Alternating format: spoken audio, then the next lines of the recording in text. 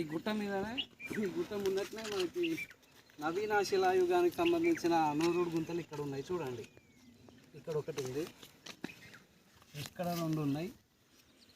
మొత్తం ఇక్కడ ఈ పరబండ మీద మొత్తం నూరుడు గుంతలే ఉన్నాయి చూడండి. ఇక్కడ అయితే మిత్రులారు ఇక్కడ మనకి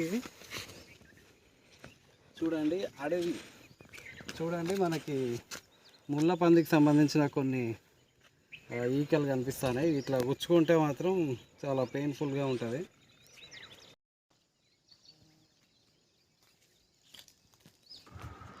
చూడండి ఇవి నవీన శిలాయుగానికి సంబంధించిన నూరుడు గుంతలు. ఇందులోనే నవీన శిలాయుగంలో ఆది మానవుడు తన రాతి గొడ్డలని పదునుగా నూరుకున్నాడు. ఇలా నూరుకోవడం వల్లనే ఈ నూరుడు గుంతలు ఏర్పడ్డాయి.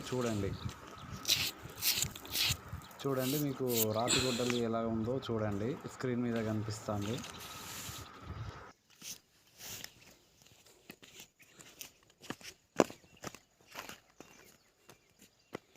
ఇదే బండ ఇక్కడ ఉంటుంది.